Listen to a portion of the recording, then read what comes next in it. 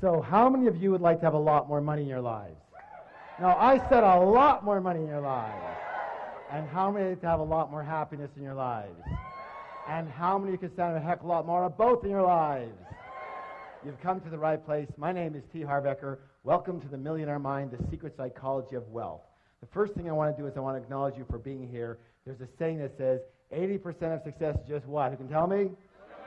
Showing up. So since I can't reach you all, I need you to do me a little favor. Simply reach around, pat both your neighbors on the back and go, congratulations for being here.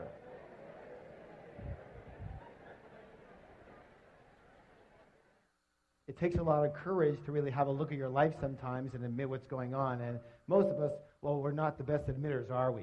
Kind of reminds you of this story about this lion who's walking along the path of the jungle. And he comes across a monkey. And he goes, hey, monkey, who's the king of the jungle? And the monkey goes, you are, sir, you are. He goes, that's right, and don't you ever forget it.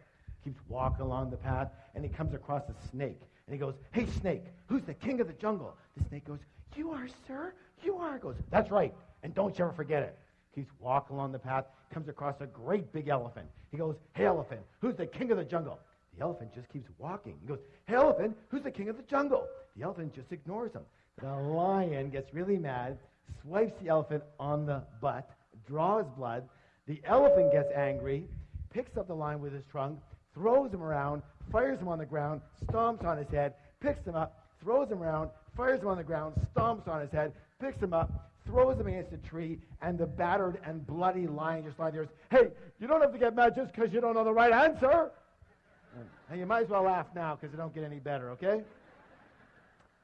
Anytime I do any training, I have 2 rules. How many rules? 2. How many rules? 2. Thank you. The first rule is really important. It says this: don't believe a word I say. Now, in all sincerity, why would I suggest that? That's right. Whose experience can I come from? Thank you. Just my experience. It doesn't make it right. It doesn't make it wrong. It doesn't make it true. And it doesn't make it false. It just makes it my experience. All I can let you know, however, is that the information and principles you're about to learn here tonight totally transformed my life and has now transformed the lives of literally thousands and thousands and thousands of other people. Is it okay if I tell you just a little bit about myself? Thank you. I guess my claim to fame is that I owned at least a dozen different businesses before I hit the age of 30. Included in one of those businesses was opening one of the first retail fitness stores in all of North America. Now, the interesting thing about that company is that I started that business with $2,000 that I borrowed on my Visa card. And from there, I was able to open 10 company-owned locations in only 2.5 years, and then sold half my company shares to a Fortune 500 company for $1.6 million. How many wouldn't mind starting with a $2,000 credit card loan and having $1.5 million in your pocket a couple years after that? Excellent. After that, I kind of semi-retired. I moved down to San Diego, and I began doing some consulting, some one-on-one consulting. And I guess it was pretty effective for people because they started bringing friends and relatives and managers and partners, and pretty soon it was 1-on-2 and 1-on-5 and 1-on-10 and 1-on-20. And someone suggested, Harv, you might as well open up a school already. And I said, you know what? That is such a good idea. And I did. And I founded the Street Smart Business School and taught thousands of people all across North America street smart business strategies for high-speed success. What kind of success, please? Thank you. And it was during these seminars that I noticed something. I noticed something very, very, very, very, very, very strange. Would you like to know what it was? Well, maybe I'll tell you next time, but what it was simply this, that you can actually have 2 people sitting side by side in exactly the same room. And one person would take these principles and they would skyrocket to success. But what do you think would happen to the person maybe sitting right beside them? Not a heck of a lot. And I realized right there, you can actually have the greatest tools in the world, but if you have just a tiny leak in the toolbox, we have a little problem. So I began designing programs based on the inner game. What game? Thank you. The inner game of money and success. And when we blended and combined the inner game with the outer strategies, with the outer tools, virtually everybody's results went through the roof. Does that make sense, y'all? A good example of what I'm talking about with this inner game is, how many of you notice the phenomenon that when a millionaire loses their money, they generally have it back a very short time later? True? A good example of that is, have you heard of this fellow by the name of Donald Trump? Here's this multi-billionaire who loses everything and more, and 2 years later, he's got it all back again and more. Why does this phenomenon happen?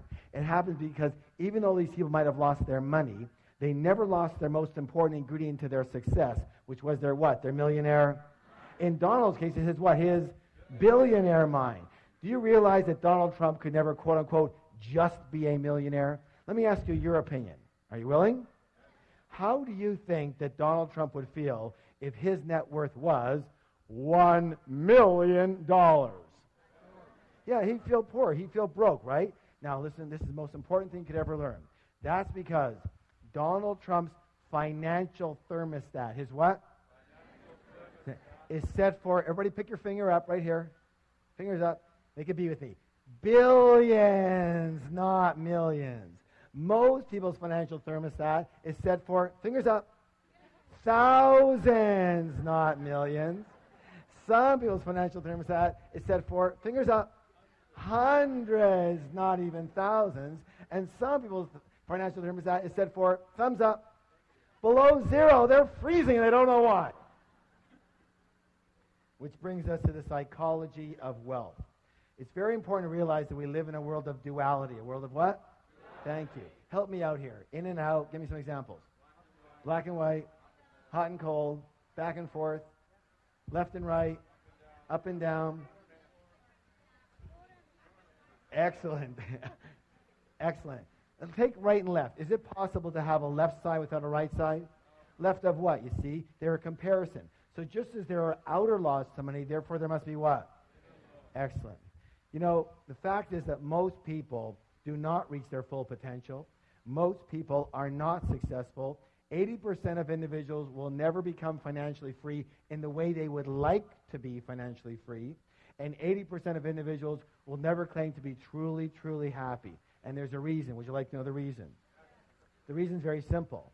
That most people are a little on the unconscious side. They live only on a very superficial level of life, only based in the visible world, only based in what they can see. Now, a good example I'm talking about here is we're going to call this the tree of life. Tree of what? Life. Excellent. And on this tree grows what? Fir. Who said fir? Fruits. What's the word? Fruits. So we take a look at the fruits of our life, which are our results, right? And we don't like them. They're too small. They don't taste good. There's not enough of them, right? Well, what do we tend to do? Don't we tend to focus more and more of our energy and focus on those fruits, on those results? Yes? Except for one thing that we forgot. What is it that created those particular fruits? It's what? It's those roots that create those fruits. It's what's under the ground that creates what's above the ground. It's what's invisible that creates what's visible. True or true? Is that sometimes or all the time? Let me ask you a question. Is this the way it is in nature or not? Are you a part of nature? Then it may be the case that it might be the same with us, yes? All right, very good.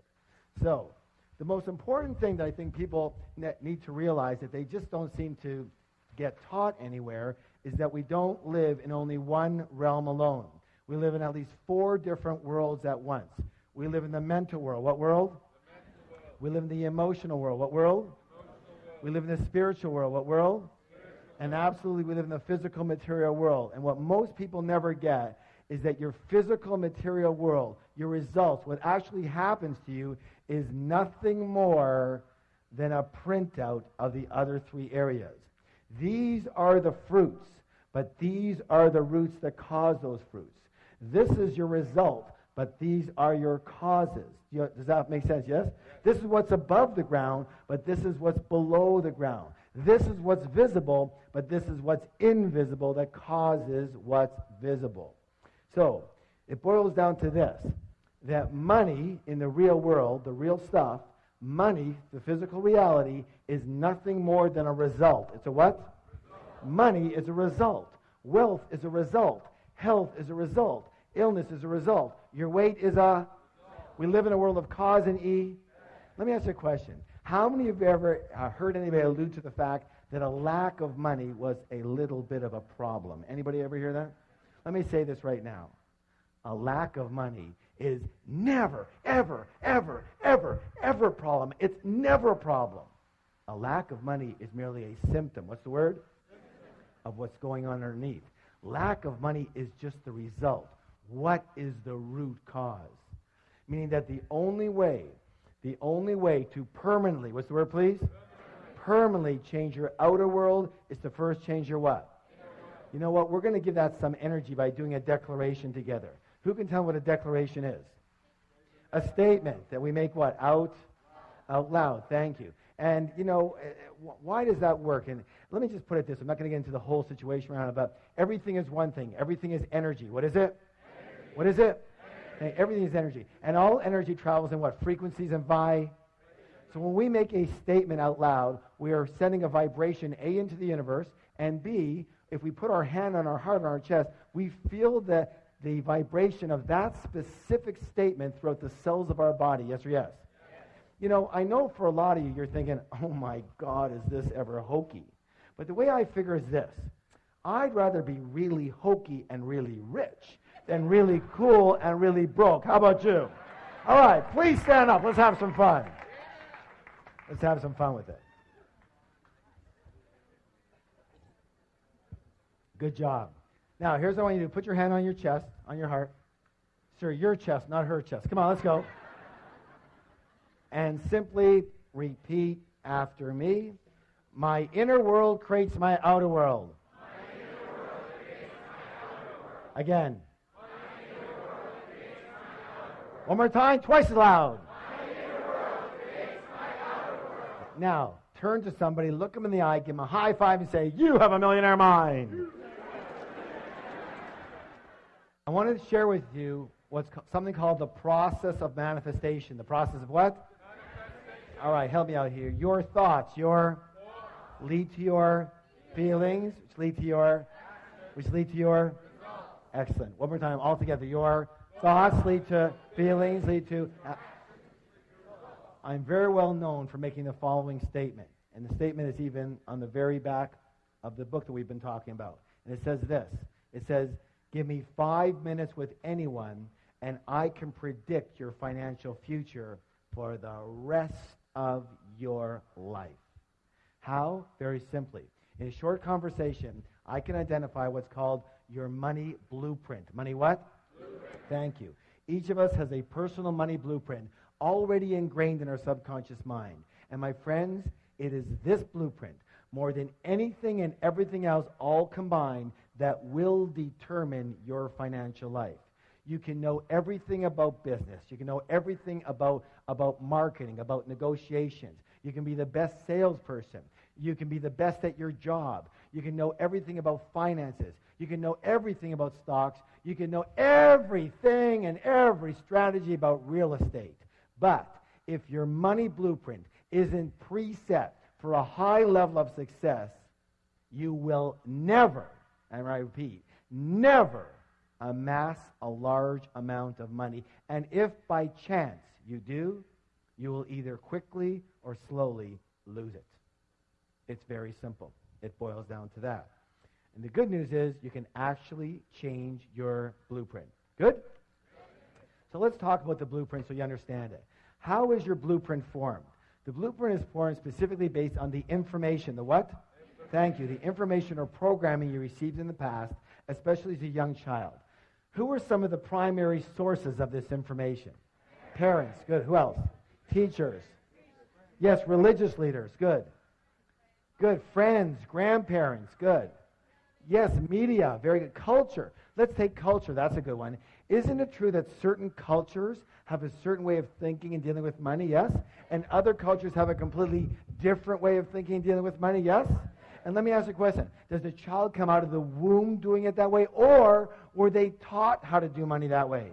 Thank you. Put your hand on your chest. Repeat after me. I was taught how to do money. Thank you. And so was I. We were all taught how to do money. And unfortunately, most of us were taught by people who either didn't have a lot of it or who had a lot of emotional issues around it. True or true? So how are we taught? How are we conditioned? 3 primary ways. How many? 3. You guys are doing great. 3.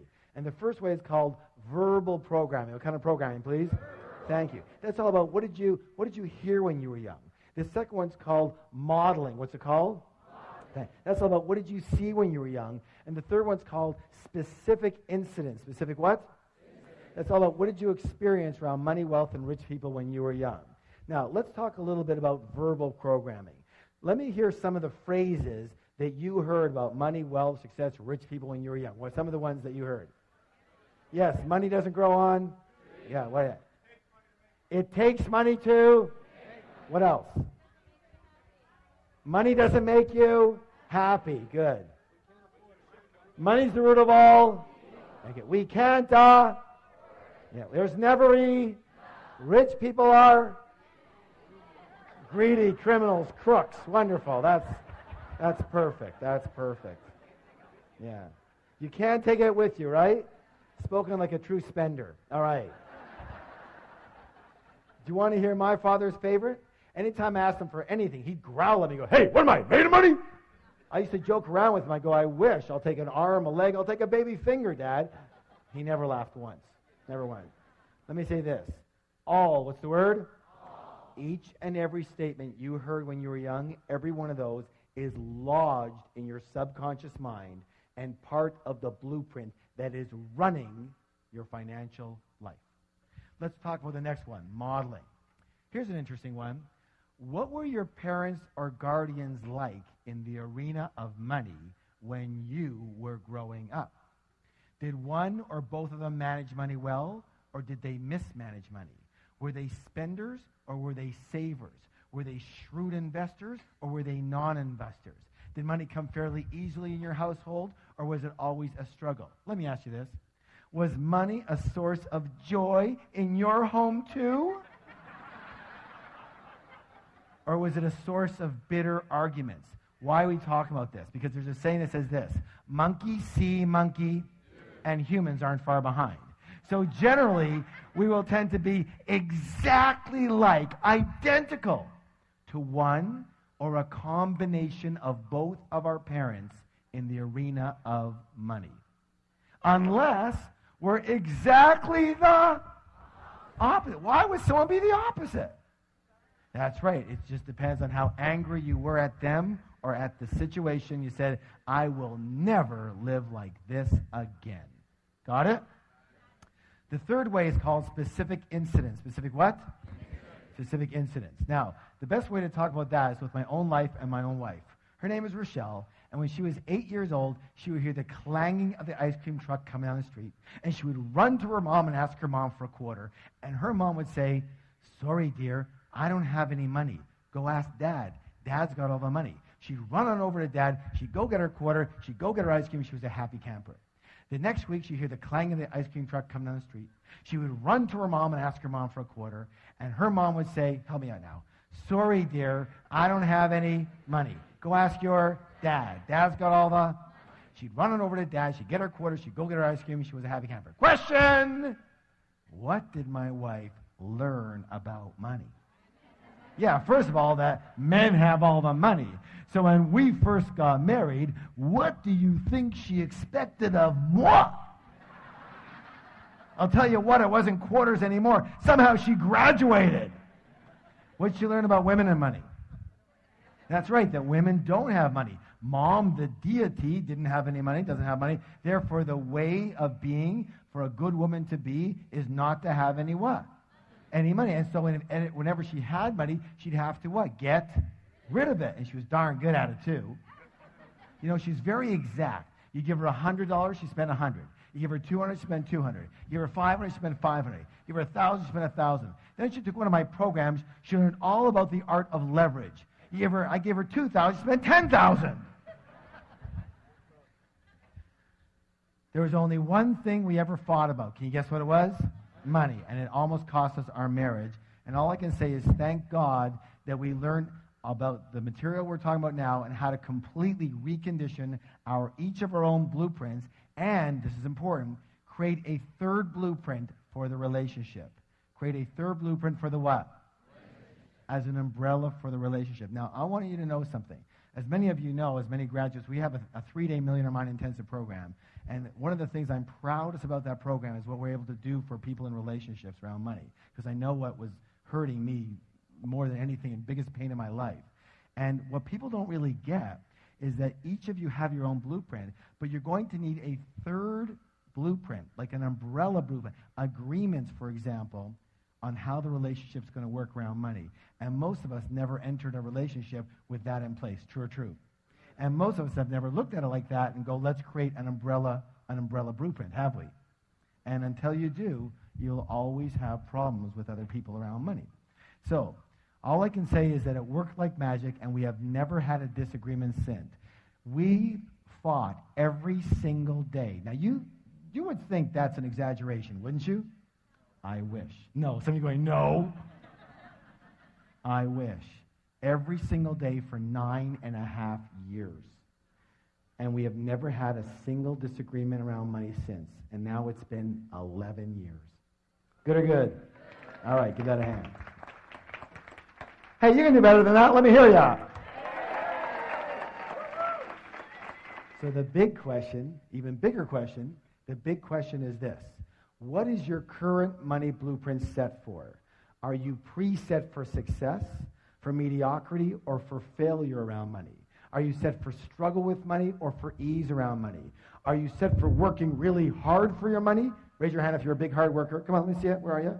Good. Nothing more than a preset pattern or program. That's all that is. Or are you set for having a nice balance in your life? Are you set for having a very consistent income or an inconsistent income? You know, the up and down yo-yo effect. First you got it, then you don't. Then you got it, then you don't. Then you got it, then... Raise your hand if you know that one really good. Nothing more than a preset pattern. That's all that is. Are you set for having a very high income, a moderate income, or a low income? Do you know there's actual numbered settings? So are you set for earning, 25 to 50,000 a year, 50 to 75, 75 to 100, 100 to 200, 200 to 300, 300 to 500? Nothing more than preset patterns and programs. And are you preset for saving money? Are you preset for spending money? Or are you set for avoiding the entire subject, if you could? Absolutely. Are you set for managing money well or for mismanaging money? For picking winning investments or picking losers? For trusting people with money or distrusting people with money? How can you tell what you're set for? Well, one of the easiest ways is what? Look at the fruits. That will tell you what the roots are set for. Let me give you an example of what I'm talking about. If the temperature in the room is 72 degrees, chances are really good the thermostat is set for how much, guys? 72. Now, here's where it gets really interesting. Now, imagine that it's really hot outside and the windows are open. Is it possible that the temperature in that room could, say, get to 77 degrees? Yes or no? But what will eventually happen? Thank you. The thermostat will kick in and drive that temperature back down to 72 degrees. Now, is it possible that because the windows are open and it's very cold outside, that the temperature in the room could, say, go to 65 degrees? But what will eventually happen? Thank you. The thermostat will kick in and drive that temperature right back to 72. Meaning that the only way to permanently, what's the word? Thank you. Permanently change the temperature in that room is to change that what? Thermostat. And the only way to permanently, what's the word? Permanently change your money life, your financial results, is to change your money what? Thermostat, otherwise known as your money blueprint. Does that make sense to you? All right, excellent. Now, who can tell me one of the simplest ways to make change? Decide one. What else? Yes, become aware of it. Good, good. Yeah, someone said marry rich. That's good. That's close. That's good. Obviously, one of the easiest ways to make a change is to model. What is it? Model people who have blueprints set for high levels of success. High levels of success, yes? And those people have a name. They're called rich people. And so one of the things we're going to do in the second part of the program here is talk just a little bit about how rich people actually think quite differently than most other people. But before we do that, we have to take a little stretch. So please stand up.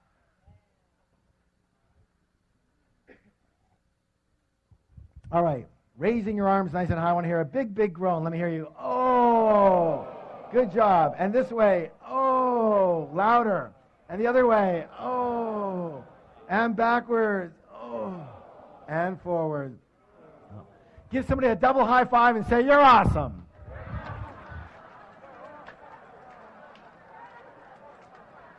And have a seat. Have a seat. All right, let's get into some of these things that are lots of fun. So, the first way that rich people think quite differently than most poor and middle class people, and when I say poor and middle class, I mean the mentality more than necessarily the result. Of course, it depends on that, yes? All right, so let's go this one. Rich people believe what? I create, one more time, twice as loud. I create my life. And most poor and middle class people, what do they believe? Life happens to me. Life happens to me. If you want to create real wealth, it is imperative to believe that you are at the steering wheel of your life. You have to believe that you are the one who creates your success, you are the one who creating your mediocrity, and you are the one creating any financial struggle. Consciously or unconsciously is still you. But instead of taking full responsibility for what happens to them in their life, most people, well, they play the role of the what? The victim. Now, you can always tell a victim because they leave 3 indelible clues. And we're going to go over these right now. But before we do, I want you to realize that I do fully understand that what we're about to talk about here has nothing to do with anyone in this particular room. But just in case you know someone who should have been here, make sure you bring them next time. Yes? All right. So the first thing they do is what? They blame. That's right. They blame the economy. They blame their type of business. They blame the stock market. They blame the real estate market. They blame the city they live in. They blame the taxes. They blame the government. They blame their employer. They blame their employees. They blame their manager. They blame customer service. They blame their partner. They blame their upline. They blame their downline. They blame their husband. They blame their wife. And, of course, everybody wants to blame their parents for something. Or the next thing they do is they do what? Thank you. They justify their situation by saying something like, well, you know, money's not that important. Let me ask you a question. If you said that your husband or your wife or your boyfriend or your girlfriend wasn't that important, would they be around for very long? I don't think so, and neither would what?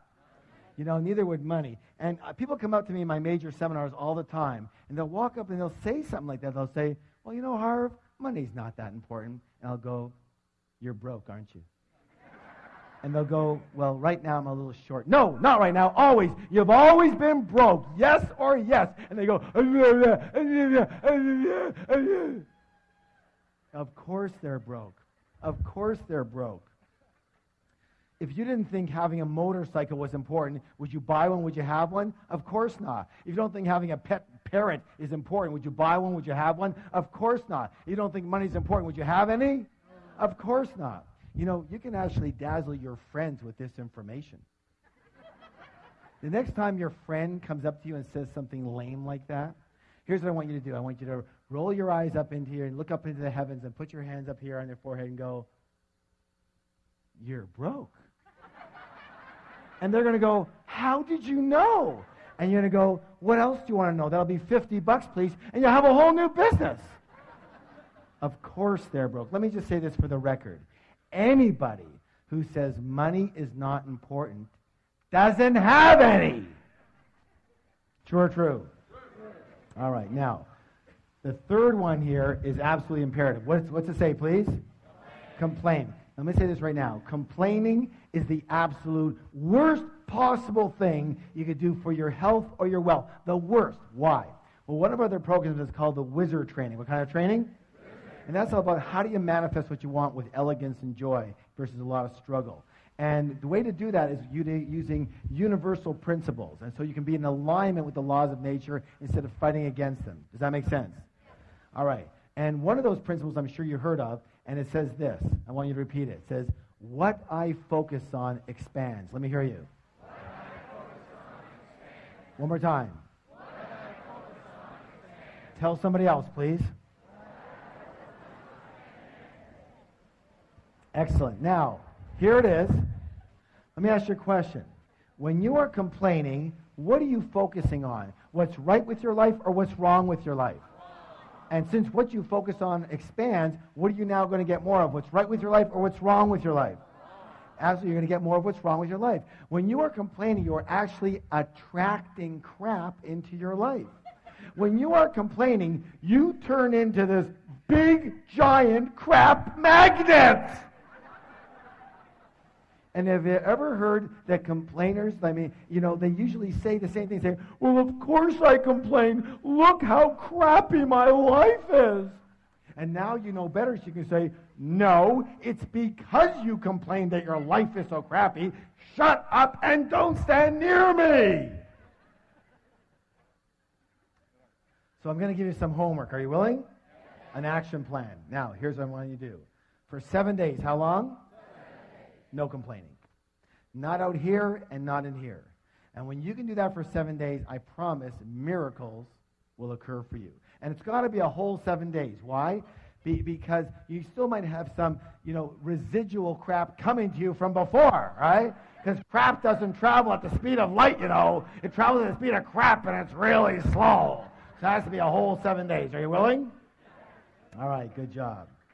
Now, here's the thing you have to understand. Here's the secret. Are you ready for the secret? No, you're not ready. Are you ready for the secret? All right. Lean forward. Hands on your ears. Let's see them. Okay, here we go. Ready? There's no such thing as a really rich victim.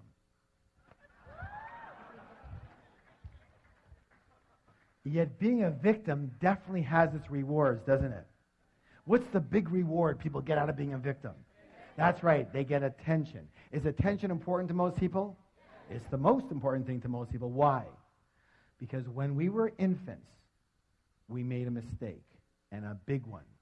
Almost all of us. And what we did is we equated attention with love for the purposes of survival. But they're not the same at all. Does that make any sense? And because of that mistake, most of us really don't even know about true love. We know about what's called ego love, meaning we love another person for what they do for us versus who they are, having nothing to do with us. And worse than that, we love ourselves for what we do for us. In other words, when we're good, we love ourselves. And when we're bad, we don't love ourselves. True or true? Okay? And that's the biggest problem we have with most people today.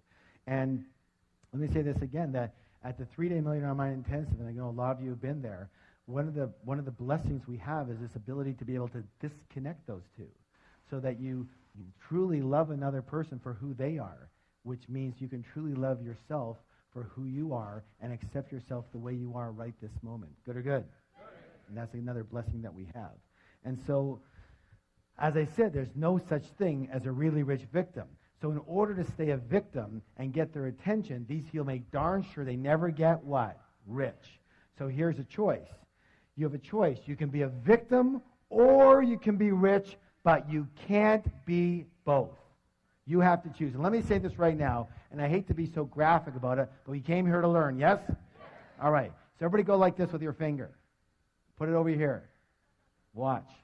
Every time you blame or justify or complain, you are slitting your financial throat and your happiness throat as well. And people, well, if they want to be around you, there's something wrong with them too.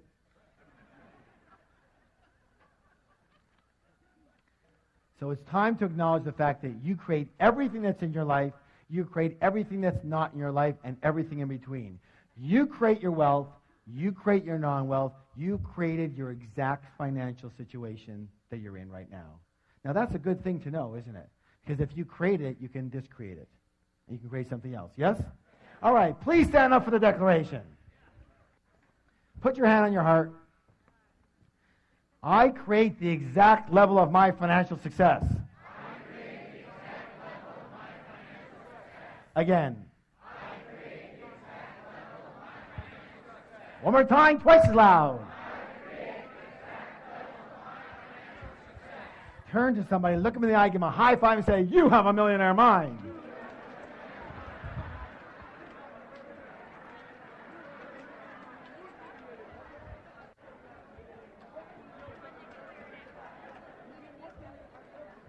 And have a seat. Good job. All right, here's another one. This is very important. Now, what do we do when something's very important that's coming up? We do a drum roll. Ready? Let's hear it. Let me hear it.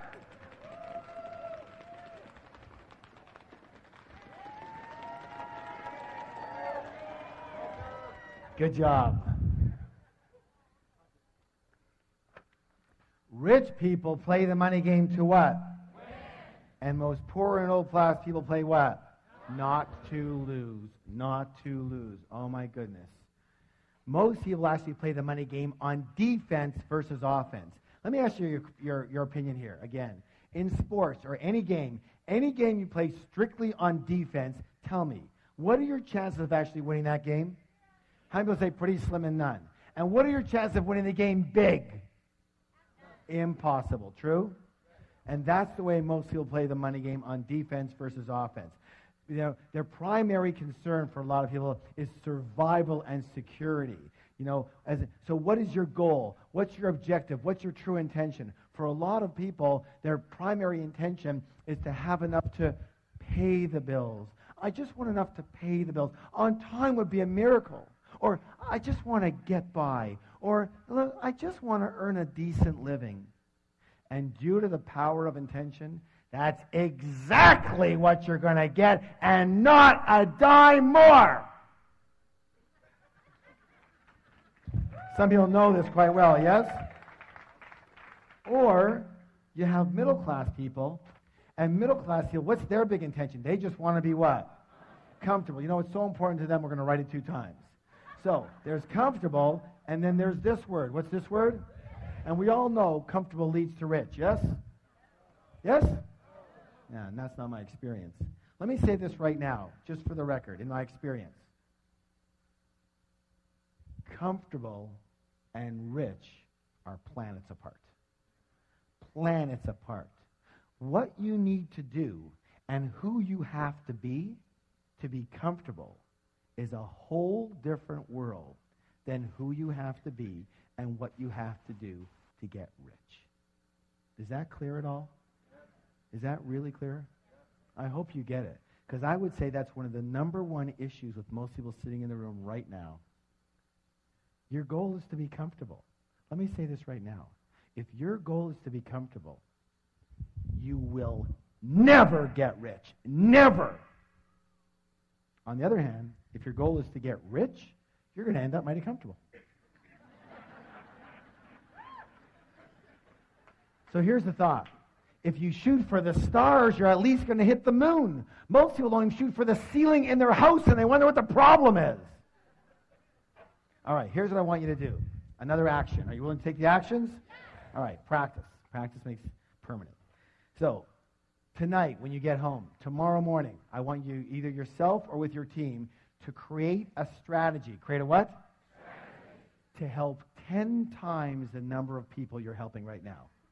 Whatever business you're in, whatever job situation you're in, I want you to help 10 times as many people. Who can tell me why? Exactly, because that's how you get paid. One of the things we do in our programs is we have certain definitions. And the definition we use of a business person or even in a job is, listen closely, a person who solves problems for people at a profit or for pay. Say that with me. A person who solves problems for people for profit or for pay. Good or good? So what's your job? It's to what? Solve problems. And you get paid accordingly. Meaning that if you go out there to make money, what do? But if you go out there to solve problems, and if you go out there to solve 10 times the problems you're solving now, there's a good chance you can get how much more money? 10 times. Does that make sense? Because that's what delivering value is all about. It's about solving. Let me put it this way. If you're not solving a problem, I guarantee you're not getting paid. People say, well, Harv, how do I make more money? Wrong question. The better question is, how do I help more people? How do I help 10 times the people? And that's going to take a little strategy. And for a lot of you, it's going to take a little more leverage, a little more systemizing, a little more being based on results versus time. Does that make any sense? Yes or yes? All right, good job. So, please stand up for the declaration. Good exercise, yes. Hands on your heart. My goal is to become a multi-millionaire and more. Let me hear you. Again. Again. And nothing less will do. Give me a high five and say, you have a millionaire mind. Question. In the last one, why did I ask you to add on and nothing less will do? Listen closely. This could be the most important words you hear all night. Are you ready? What you settle for is what you get. Let me say it again. What you settle for is what you get. If you look at your life right now, the results of your life is exactly what you've settled for. You understand what I'm saying? People walk into a job situation or a business. They walk into a job and they're in a job interview and the interviewer says, "Well, what's your salary expectations?" And they go, $250,000 a year. And the guy goes, "What? This job pays $30,000. Really? So find me another job that pays me $250,000. See, if you are only willing to do what it takes to earn $250,000 a year, that's all you'll accept. And you will keep on hunting and searching and creating the strategy until you get there. But if you are willing to take $30,000 and be comfortable and get by, that's it. You're done. Does that make any sense at all? What you settle for is what you get. Say, what I settle for is what I get. Tell somebody else, please. Good job. All right, let's go to the next one here. This one here is a simple one and really short. Listen closely. Rich people always think the word what? Both. And most everybody else thinks what? Either or. Either or. As in, either I can be rich or I can be spiritual. Either I can be rich or I can be good and kind. Either I can be rich or I can be generous. Either I can be rich or I can have my health. Either I can be rich or I can have time for my family. Either I can have money or I can have love. Either or, either or. All that is called scarcity thinking. What kind of thinking? Scarcity thinking. And the answer to all of those is what? Both. Both. Listen. Listen. You're smart enough. You're intelligent enough. And you are creative enough to create a strategy that works for you in your life. And if it's not working on day one, you readjust it until it's working on day two. The answer is what? Both. What is it? Both. Both. Absolutely. You can be kind and generous and loving and spiritual and compassionate and really, really rich. Good or good?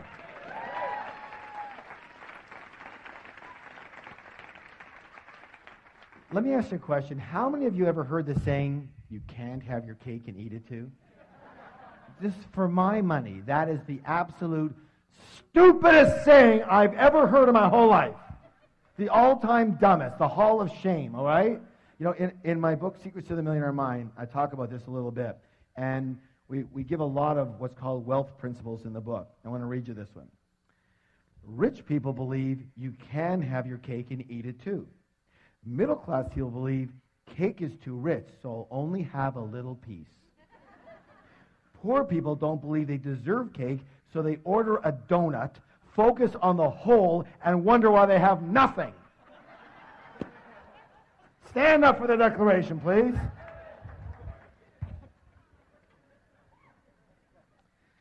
goes like this. I can be kind, generous, and loving and still be really, really rich.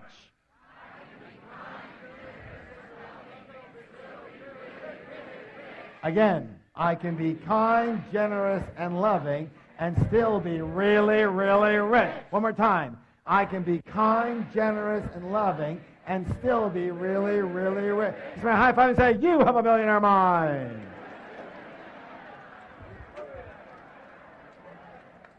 All right, good job, guys. Excellent work. This one here is such an insidious one. It's like something in the back of most people's mind, but they never will say it out loud. And it's one of the biggest blockers of all the blockages of wealth. Are you ready? Yes. Rich and successful people admire and model. What's the two words? Admire other rich and successful people. And what do most everybody else do? They resent the heck out of them, yes or yes? Most poor and middle class people often look at other people's success with resentment or jealousy or envy, or they snip, they're so lucky, or they whisper naughty things under their breath. You have to realize something so simple, that if you view rich people as bad in any way, shape, or form, and you want to be a good person, then you can never be rich. You can never be rich. You can never be rich. So, you have to practice. Say, I have to practice.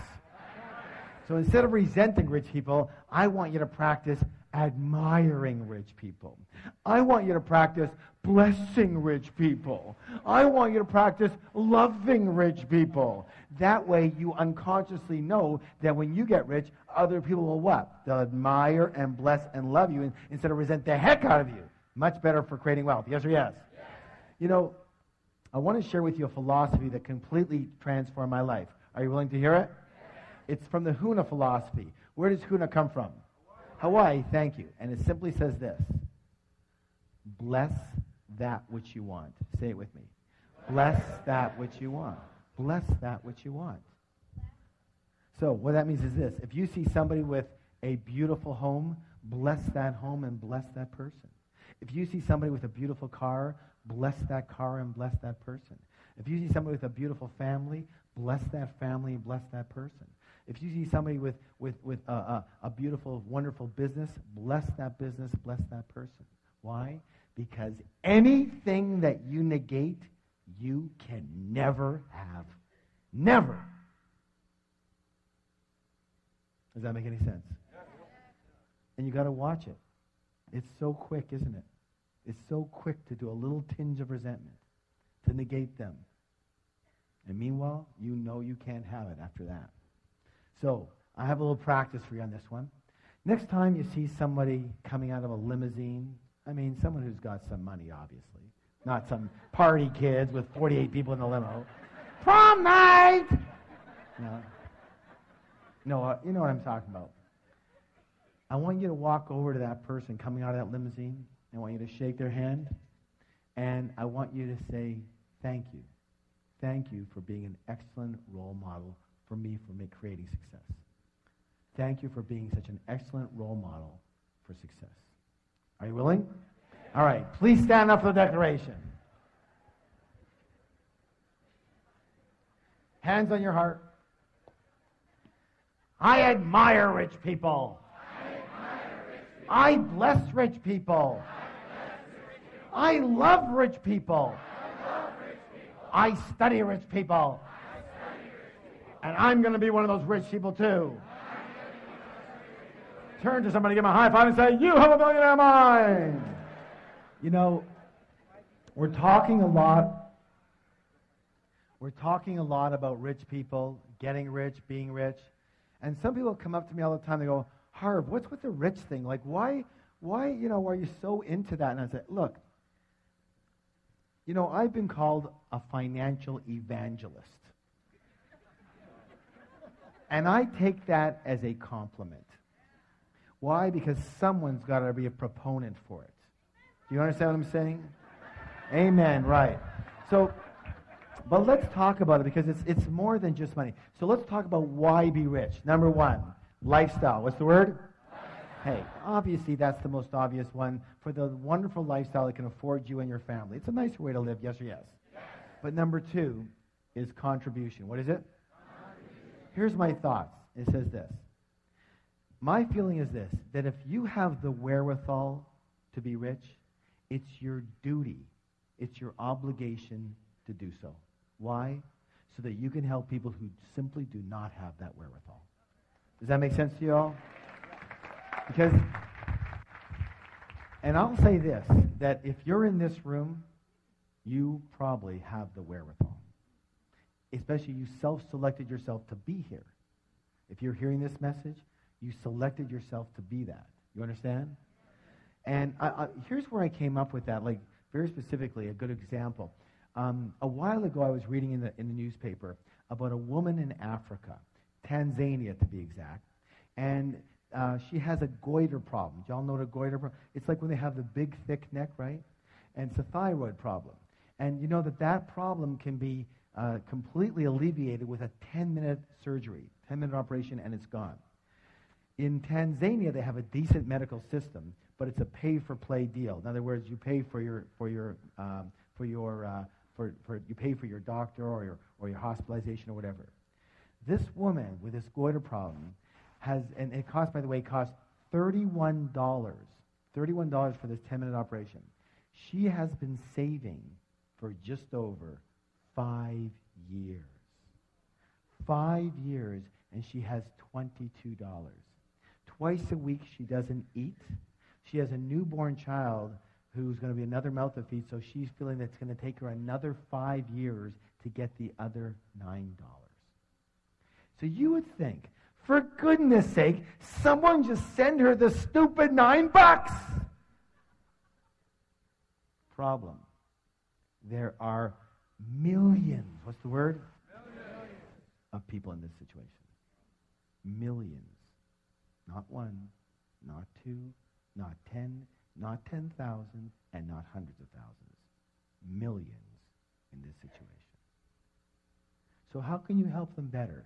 By being broke or being rich enough to be able to do something about it? Do you understand what I'm saying? And I get this all the time. I get people saying, well, you know, what about the environment? What about this? And what about they're taking all the oil and they're killing all the forest and all that? They. Yes, some of them are. You want to save the environment? Get rich, buy a few million acres and save it.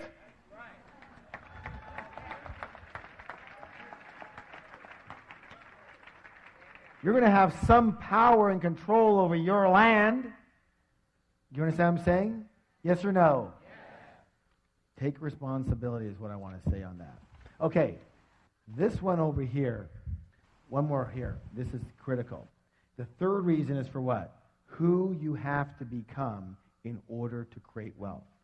In other words, who do you have to be in character, in virtue, in traits? How big do you have to be to get rich versus, being broke? And there's certain characteristics that it takes to be incredibly successful. Because what creates success? And isn't it one of the things being one of the best in your field? Yes or no? Yes or no? Yes. Absolutely. Who do you have to be? What do you have to know? Who do you have to be in character to be the best at what you do in order to get paid the most? Does that make sense to you? So who do you have to become? It's a learning process.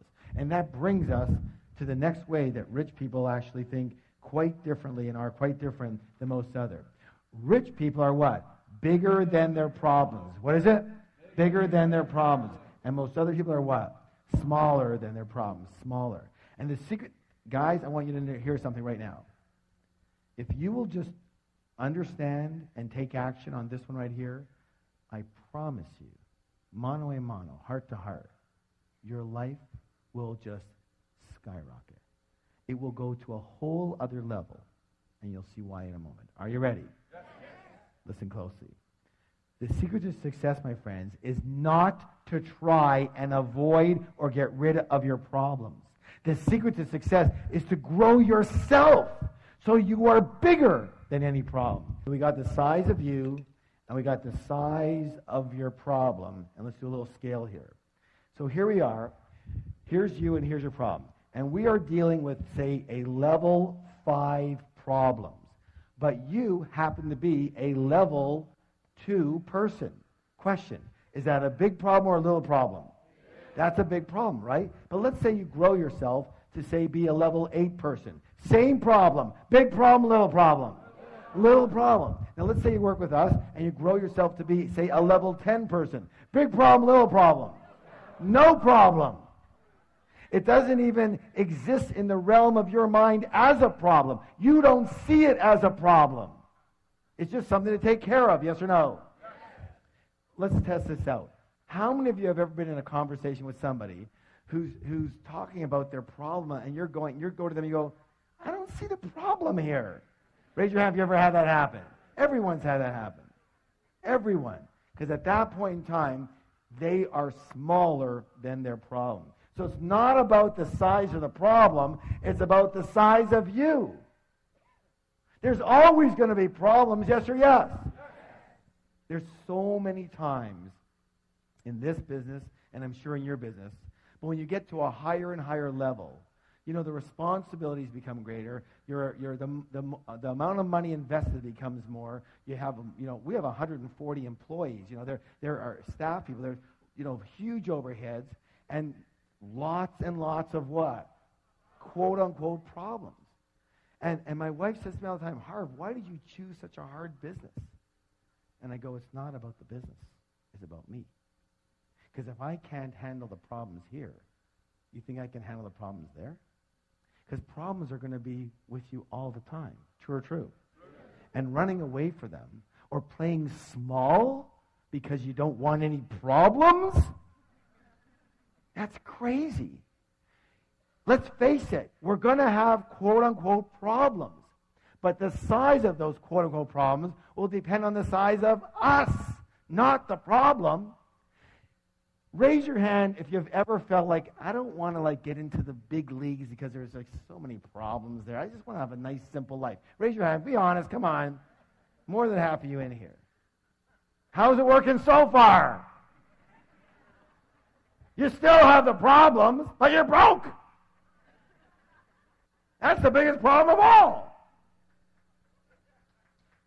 True or true? I figure it this way. If I'm going to have problems, I might as well get rich.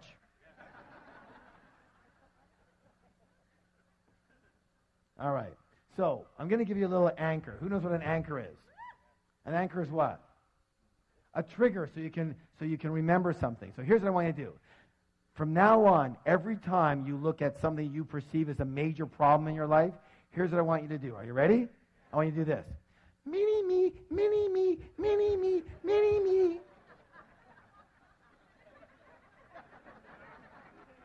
So you can remind yourself that if that's a big problem, you must be very small right now. And you better put your attention where it belongs. What? On the problem or on you? On you. That's right. On you. And you don't give up, and you don't get taken out, and you don't bail out, and you don't say, well, this is too hard. I want to do something different. How many have ever said something like that? How many say something like that almost every day? It's not the size of the problem. Have you heard the saying, fortunately or unfortunately, you take yourself with you wherever you go? That's what my answer is to my wife. How could you choose such a hard business? It's not the business, it's moi. True or true? If it's hard, it's because I made it hard. If it's easy, because I make it easy. If it's successful, it's because I made it successful. If it's unsuccessful, it's because I made it unsuccessful. True or true? Doesn't just happen to us. So, the fact is that your wealth can only grow to the extent that you do. So the goal is to grow yourself so you can handle any problems that get in your way of creating wealth, and just as importantly, keeping your wealth once you've got it. And who knew that would be an issue? You know what? This is only reserved for certain people in this room. People who have or have had a lot of money and know that it's one complete world to make it. And it's a whole other world to keep it. True or true? That is a whole other world. And again, it's not about the it. It's about you. It's about you. And so, really, you're like a container. Say, I'm a container. And if the container is small, but the money is big, what has to happen? That's right, the money goes. The money goes. Do y'all understand that? Let me say this again. If you, the container, is small, but somehow the money is big, what has to happen? It doesn't fit. It has to go somewhere else. True or true? So you have to grow yourself so you become a big, big container so you can attract and hold money.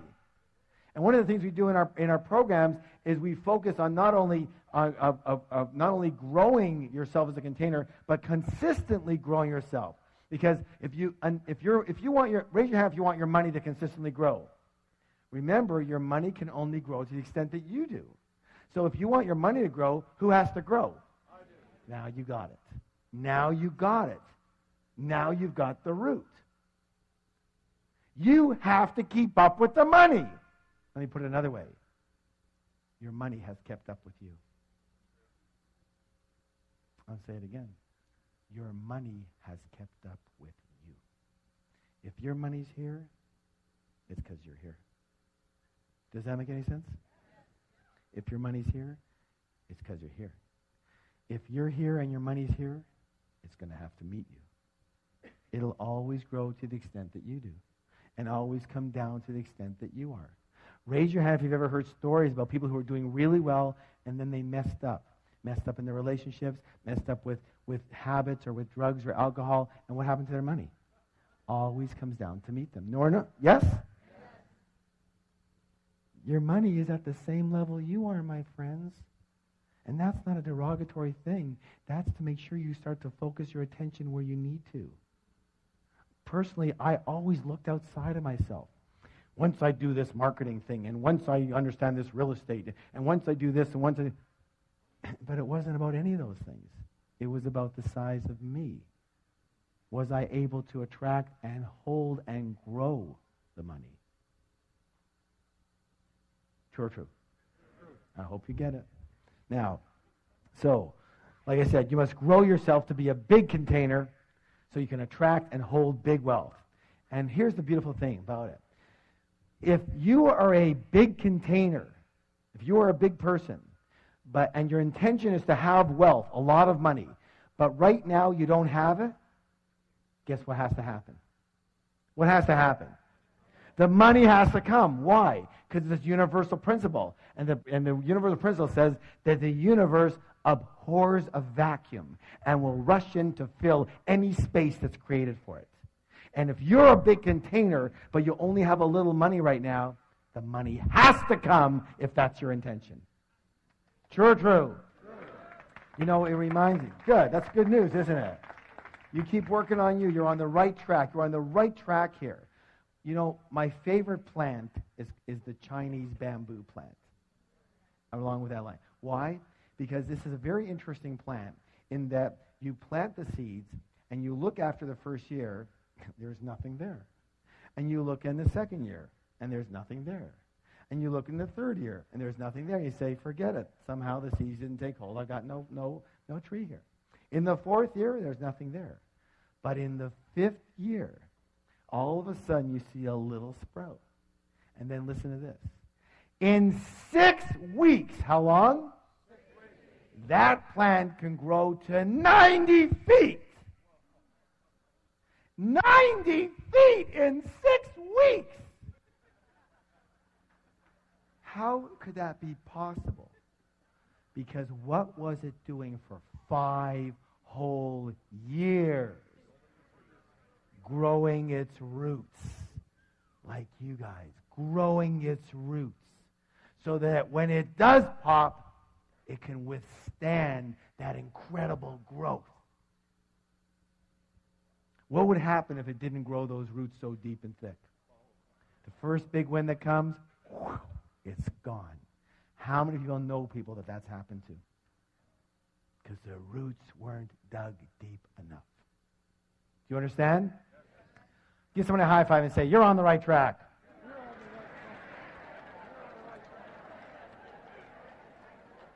That's why it's so imperative that you keep learning and growing. Learning and what? Growing. Because listen closely. This is very important. Because if you're not growing, you're automatically what? Dying. I'm saying it again. If you're not growing, you're what? Dying. If you're not sure that's a scientific fact. I'm not a scientist, but ask any scientist and any person who's involved in physics. Raise your hand if you have a plant or flower at home. If your plant's not growing, what's it doing? It's dying. Any living organism, same with us. And that's why I have a message for all you guys and all you gals who are a little, say, semi-retired or retired or a little older and going, there's nothing left to do. Just kind of play around, and that's okay. But guess what? You're going down. You're going down. If you're not growing, you're what? Dying. That's why being comfortable sucks. That's why it sucks. Because you can't stay comfortable. You can't stay stagnant. You're either going up or down. It's a dynamic universe. Yes or yes? Yes. So forget comfortable. You keep on growing. Well, I don't want to kill myself. What does that mean? I don't want to kill myself. What do you think? To grow, you have to kill yourself? No, being comfortable and stagnant, that kills you. It's not these either-or stuff, these words I don't want to kill myself. I'm never going to have time for anything. Well, why don't you create time for things you want to do and create time for business and create time for your family?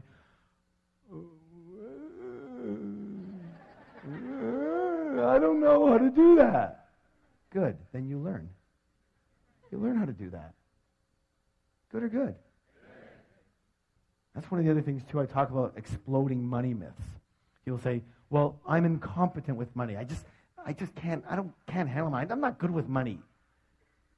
That's your reason? Well, I'm not a good piano player. But if I wanted to play piano, I'd what? Learn. Hello. We don't come out of the womb doing money. Most of us got taught. But what about taking the responsibility and accountability and going out there and learning it? Learning the field you need to learn. Learning the investments you need to learn. Learning how to do money. When people are at my seminar and they go, I'm incompetent with money. I'm just not good at it. And that's their reason? It's crazy. Learn how to do it. Good or good? Listen, no excuses. No excuses, no reasons. In our Enlightened Warrior Training Camp, we have a flip chart that says reasons or results. And the big one is what? Or. Reasons or results. You cannot have both. If you have a reason, you know you didn't get the result. True or true? So, the result is rich. Yes? Yes. And everything else is your story.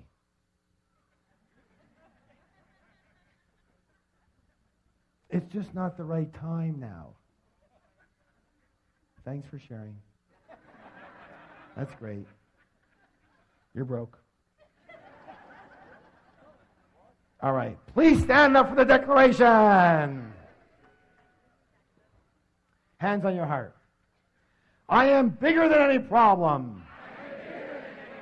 I can handle any problem. Nothing will stop me from creating wealth. Turn to somebody, give them a high five and say, you have a millionaire mind. All right, this one is really, really important. Recall the process of manifestation. Say it with me. Your thoughts lead to your feelings, lead to actions, lead to results. Which one is the highlighted one? Action. How many people agree to succeed in the real world, you have to take what? Let's see if that's true. Why is that? Thoughts and feelings, are they part of the inner world or part of the outer world? Inner world, thank you. Results, part of the inner world or part of the outer world? Outer world. And therefore, action becomes the what?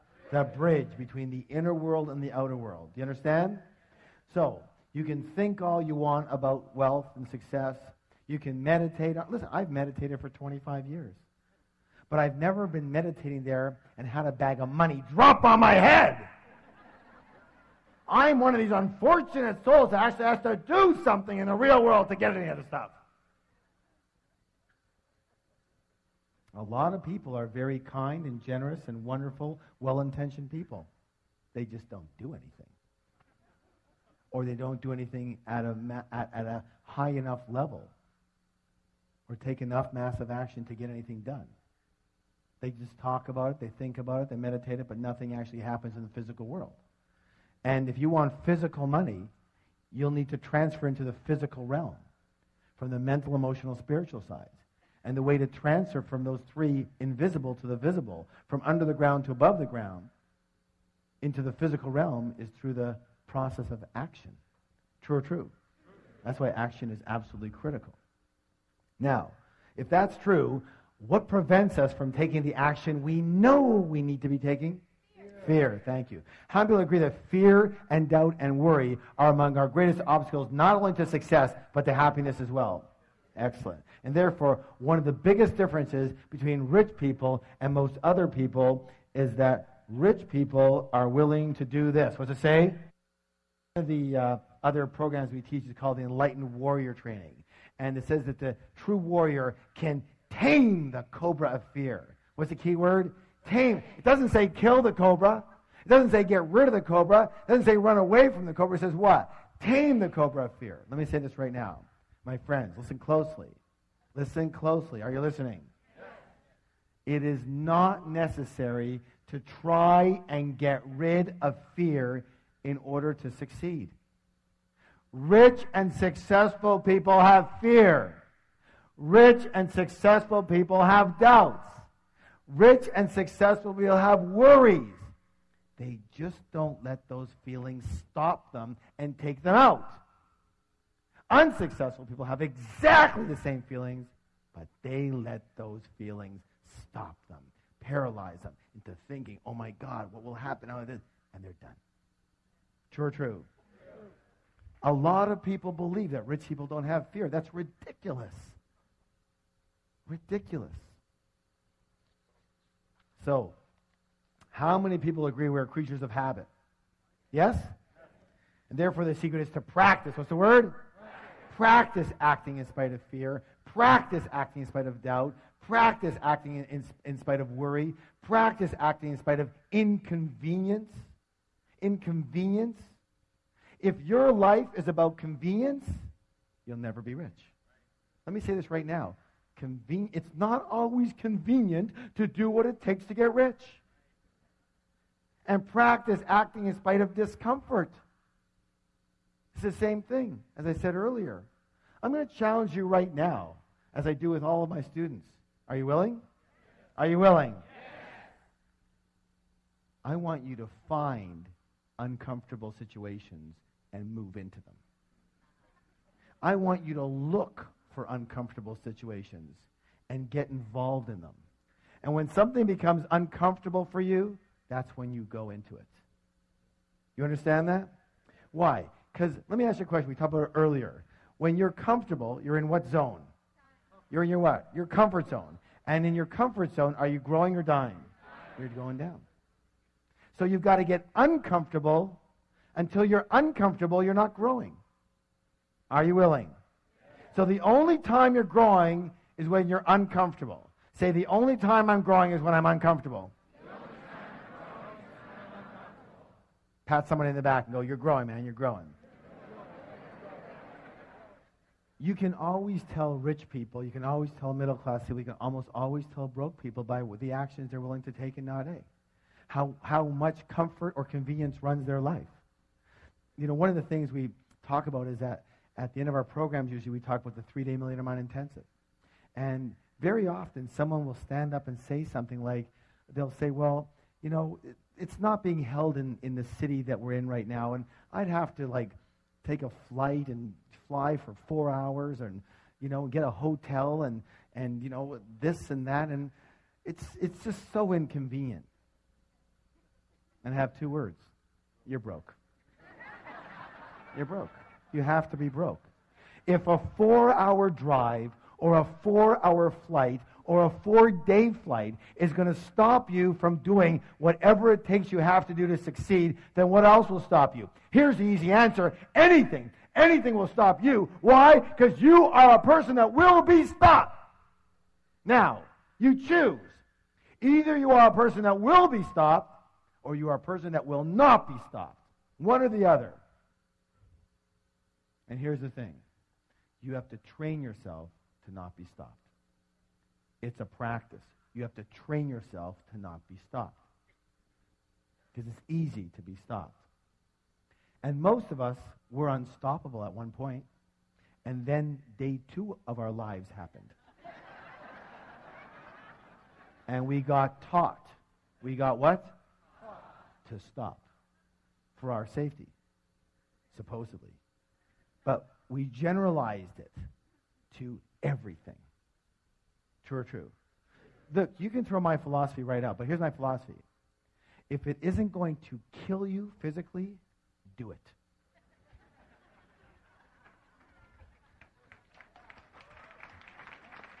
Just do it. One of the things I've been noticing lately with a lot of the rich people I've been dealing with, very rich people, is they're willing to take a shot. It's amazing. I'm a lot less risk prone than they are, but I also see where I am and where they are. Now I do pretty well, but these guys are amazing. And it's like you give them a proposal and they go, "That makes sense. That could work. Yeah, all right, let's give it a shot." And I'm going, "Well, I'm not sure it's going to work." "I know, but let's give it a shot." "Well, I'm not that sure that's going to." "I know, but let's go for it. Let's give it a shot. What's the worst that can happen? Oh, we lose a few bucks, we try another thing." "Well, okay." You understand what I'm saying? They're willing to go for it. And we, like if someone's going to get a little upset with us, "No, I don't want to do that then." "Well, what if I lose what I've got?" "No, I don't want to do that." I'm going to keep it simple. If it's not going to kill you physically, do it. You'll be so much better off in the end than waiting for the exact right moment and time.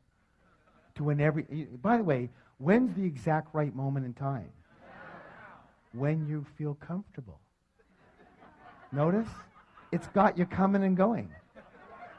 And so it doesn't let you be comfortable so that you can make sure it keeps you out of harm's way. Because your mind is a protective mechanism. Its job is to protect you, not to help you succeed or be happy. Did you know that? Good or good? All right, good. So, please stand up for the declaration. One more here. I act in spite of fear. I act in spite of doubt. I act in spite of worry. I act in spite of inconvenience. I act in spite of discomfort. I act in spite of anything. Turn to somebody, give them a high five and say, "You have a millionaire mind." This is a 45-pound arrow with a nice steel tip on the end of it, a wooden arrow here. And in a moment, I am going to pick one of you to come up here and break this arrow in a highly unusual way. So you all better listen very closely. Are you listening? Yes. All right, good. Everyone hold up your index finger.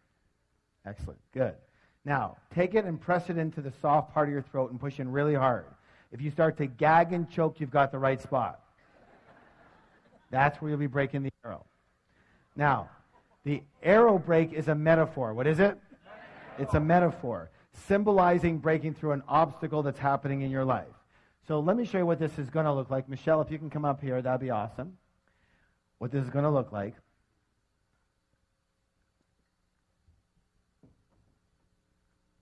Just hold on to that for a second here. All right. So what's going to happen in a moment, just bring your hand up here for a second. What's going to happen in a moment with this person is going to be coming up here. They're going to put the back of the arrow into the glove and the steel tip point into their throat like that, okay? And then when they're ready, or if they're not ready, They're going to walk into the arrow and hopefully break the arrow before it impales them. What? Hopefully. Hey, we have a very good track record. We're up to like 65% now. That's a passing grade, you know. All right. Now, a few rules. Rule number 1. When you're up here, you absolutely must keep your mouth closed when you're doing this. Who can tell me why? That's right, splinters. And by the way, we didn't always know that. Rule number 2. You're going to be covering your eyes with goggles, okay? There's another set over here for you. And rule number 3, walk directly into the arrow, straight on. Do not twist to the side. Because if you twist to the side, what can happen is it can get caught in this artery right here and pull the artery right out, and it looks really funny when you have this artery sticking out of your neck like this, and you can't even go to the doctor. Like, what are you going to say? It's like, what happened? You don't want to know, okay? So you're not going to believe it. All right. So here's how this is going to work. I'm going to show you how this works. And here's the deal. The 4th rule is massive support. What kind of support? Massive. What kind of support? Massive. That means we're all on one team, yes? So when this person breaks this, I want everybody to give them a massive standing ovation, right? Yeah. All right, good. Now, that's when the person comes here. Let's talk a little bit about, let me show you how this is going to work, all right? So I'll do a little demonstration for you. So here's the deal. If I break the arrow, if I break the arrow tonight, I want massive round of applause. Yes? If the arrow happens to break through me tonight, I want someone to pick up the phone, turn it on, and call 911. Yes? All right, are you ready? All right. These are sharper than they used to be. No wonder I don't do this anymore.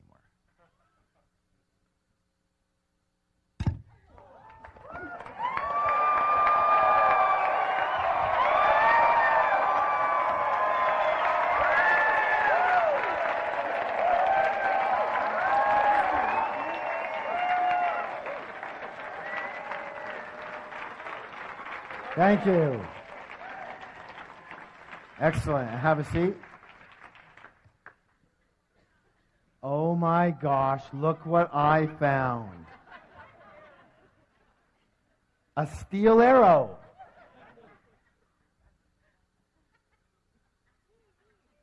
This one's like so nervous she's scratching herself. I like the people who throw their pencils down to look for them so that I can't see them.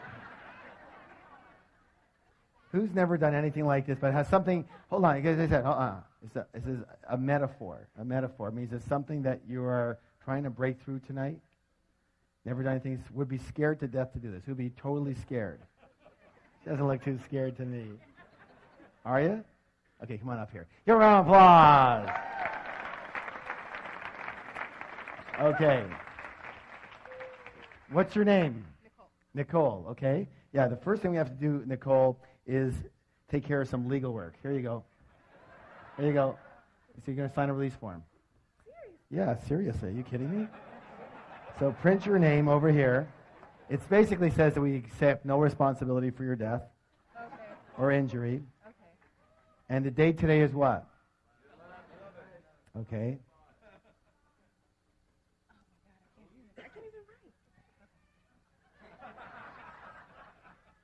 You had a nice neck.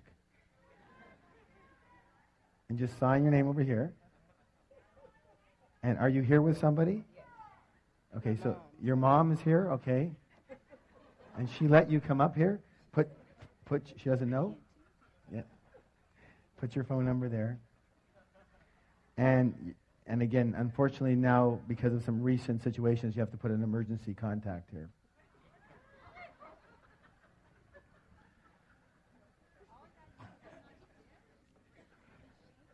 Now, remember what we said about support, right? Okay. Now, here's the deal. Okay, you're doing great. Perfect. Good. Now, hold on to this. And here's how this is going to work. Just wait for a second here. Now, remember I said that the arrow break is a metaphor. What is it? Metaphor. So it represents something that you want to break through in your life, a belief or a habit or a fear or a way of being that hasn't been working for you, right? Now, so your name was what?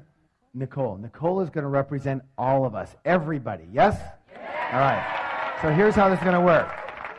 So she's breaking for you right now. This is what we're going to frame this. She's breaking for you right now, And so I want everybody to close their eyes. Everybody looking at this, watching it, hearing it, close your eyes. And I want you to determine what is it that you want this arrow break to mean for you. What does it represent? What does it symbolize you breaking through in your life? What specific fear or doubt or concern or belief or habit or way of being or situation does it mean you breaking through as a metaphor in your life? And come up with one. And the same with you, Nicole.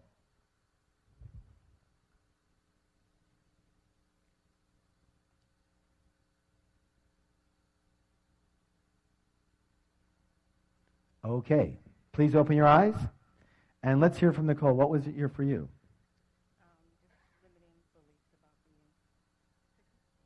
So limited, be as specific as possible. What is it specifically? Basically that men have the money and women don't. Excellent. So what she said, can I share it? Yeah. That men have the money and women don't. And that's a belief that a lot of people carry, yes? Yeah. Men carry that too. That's why they handle money in certain ways. True or true? And many, many women grew up with that belief, yes? It's very hard to break that belief, but we're going to break it right now. So here's the belief that men have the money and women don't. Got it? Now, unfortunately, we're going to have to turn this around this way. All right, put that on your eyes. And don't go until I tell you to. Michelle's going to be holding for you. All right. And so what I'd like you to do is, Nicole, stand over here. That's it. Move over this way. Come towards her a bit this way. Okay, good. Now, come on closer over here. Okay, now don't go until I ask you to. And now put 1 foot forward, 1 foot back a bit. That's it. You're going to be walking straight in when I tell you to go. And keep your shoulders square, okay? Now, don't go yet. How does that feel? How does it feel? Is it comfortable or uncomfortable? Uncomfortable. Very uncomfortable. Good.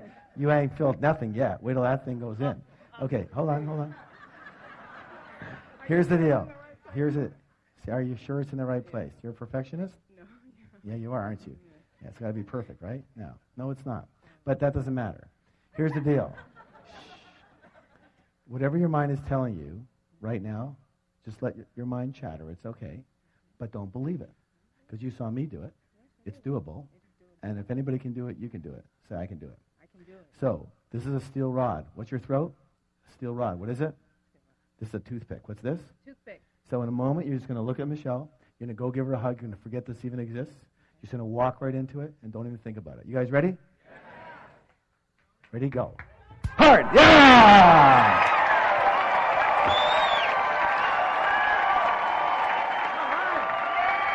Yeah, girl. Hold those up.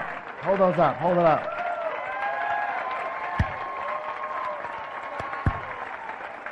Way to go. Now, stay here for a second. Stay here for a second. Okay, that.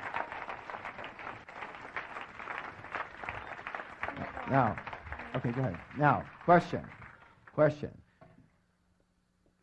Was that harder or easier than you thought it was going to be? Yeah, the actual act was easier than what she thought it was going to be. Yes? All right. Give her a round of applause. Thank you so much.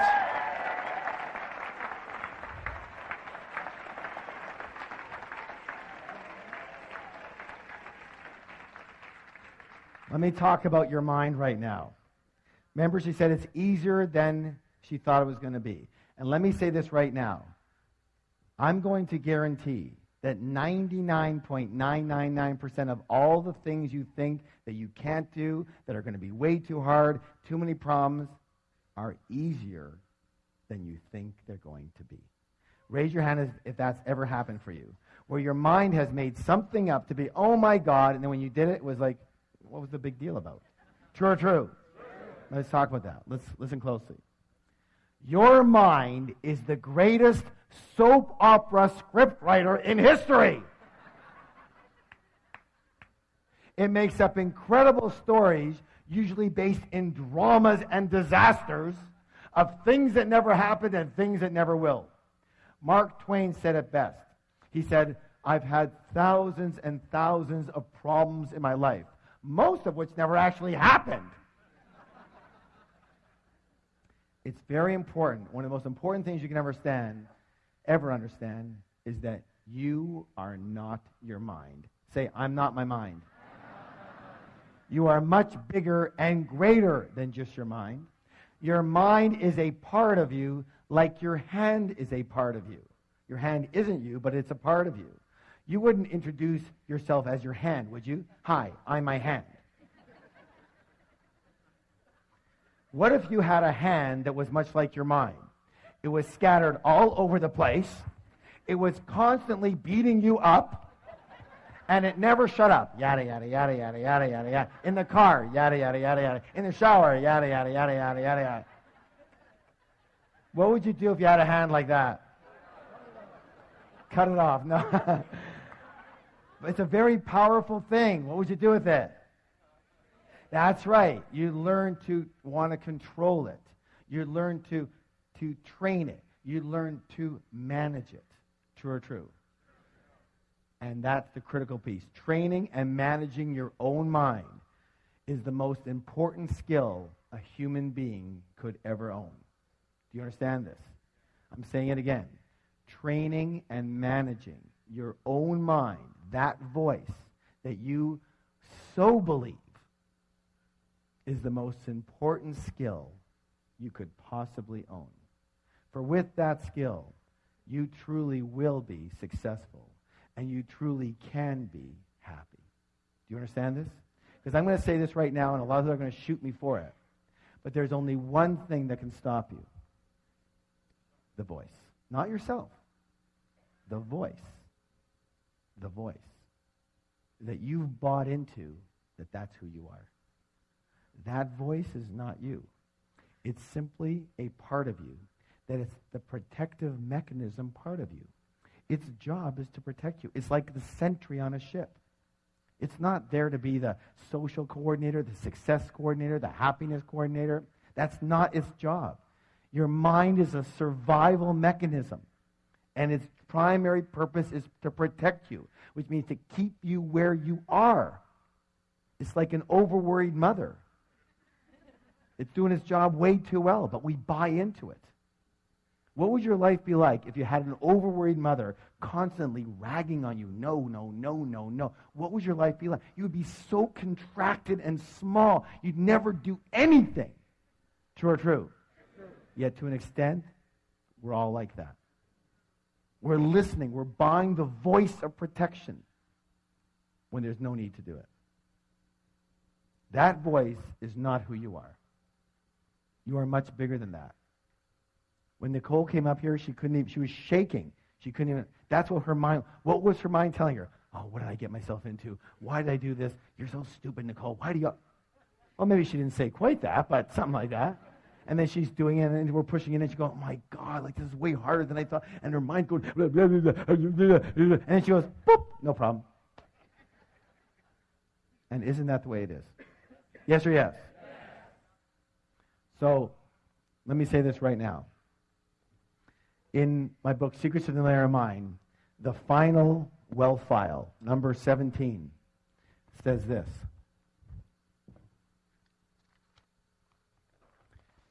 Rich people are willing to what? Learn and grow. And most poor and middle-class people think they what? Already know. They already know. Let me say this right now. I'm going to complete with one of my famous sayings. And the saying is this. You can learn to do anything. You can learn to succeed. Every master was once a disaster. I'll say it again. Say it with me. Every master was once a disaster. Everybody who's great at something today was once terrible at it. So it doesn't matter where you're starting from. You understand what I'm saying? Everybody starts somewhere. Some start here, Some start here, some start over there. Everyone's got some type of ailments, handicaps, problems. Even if you don't have a problem, your mind will tell you you do.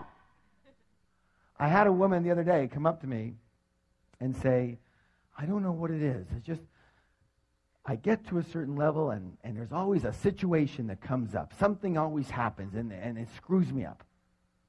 What is it? I said, if you look in the mirror, you'll find it. It is so easy to determine people's obstacles because there's only one of them right there. The voice in your head that stops you, tells you no, gives you doubt, and suffocates your life.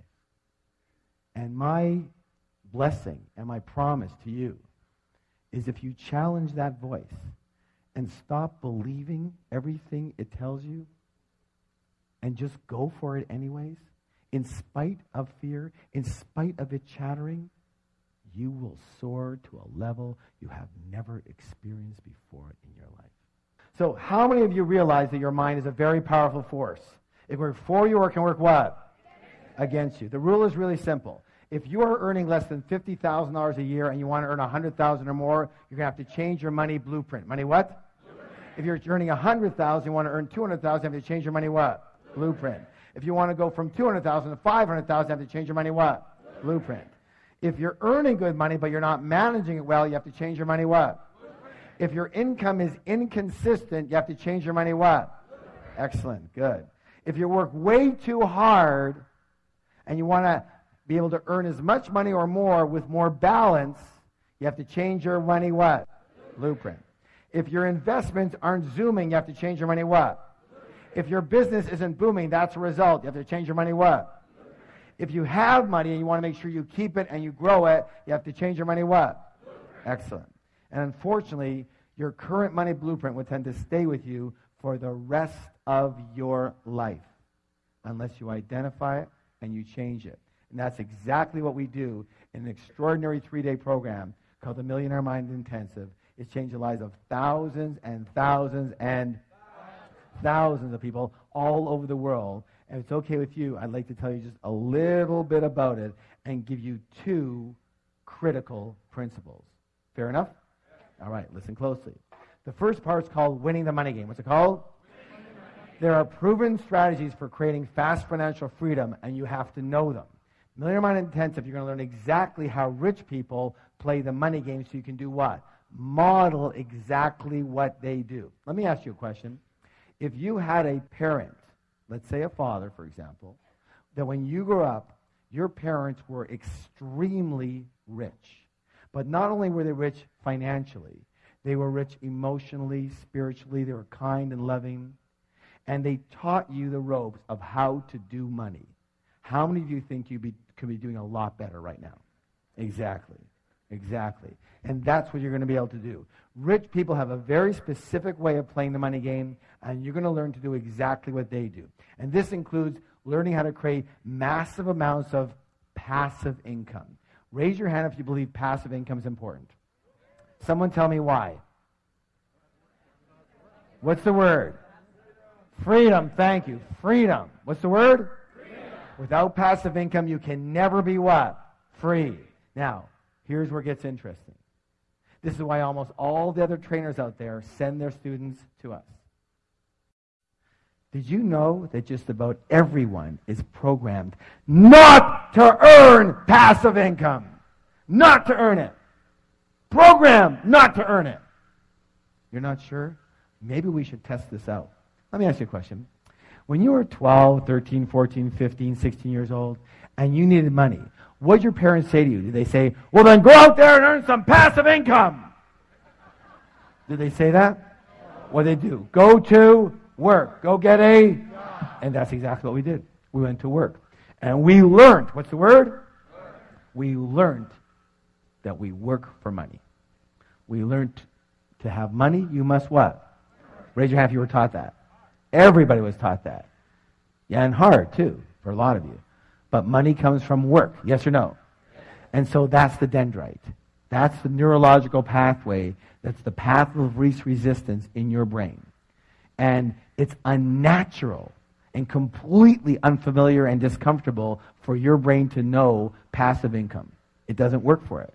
And so what happens is either people don't start in that arena, or if they do start, they get a little ways and then they sabotage themselves to go right back to 72 degrees.